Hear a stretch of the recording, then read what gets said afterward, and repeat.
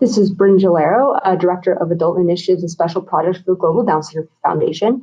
And in my portion of today's presentation, I address 3 key behavior recommendations for supporting adults with Down syndrome and Alzheimer's disease. Those are, first and foremost, maintaining a sense of community engagement. Second, reducing the negative effects of behavior changes. And third, supporting a caretaker. My name is Huntington Potter. I'm the Director of Alzheimer's Research for the Linda Cernick Institute for Down Syndrome. And there are 3 takeaways that I think would be helpful to remember from my presentation on the relationship between Alzheimer's disease in aging adults with Down syndrome.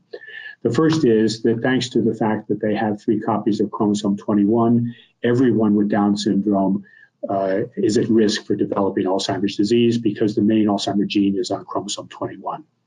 That means that the vast majority, close to 100%, develop the plaques and tangles of Alzheimer's disease by the time they're 30 or 40, and most, but not all, develop dementia by the time they're 50 or 60.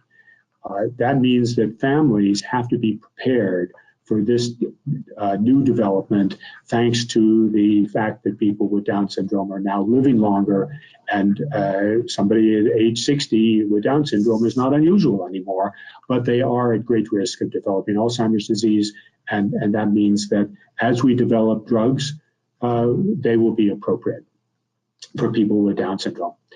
The other take-home lesson is that, in fact, we are in various laboratories around the world developing new drugs that attack the process of Alzheimer's disease and therefore have greater hope for improvement of cognition than the current drugs on the market. We will first be testing these drugs in people with Alzheimer's disease, and then later, once they're shown to be safe and effective, in people with Down syndrome.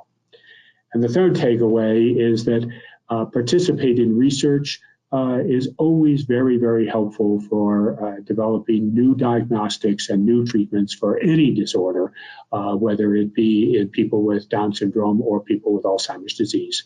So we encourage you to address the clinical problems that your loved one with Down syndrome or yourself with Down syndrome may have by taking care to be assessed properly by an expert set of clinicians and neuropsychologists.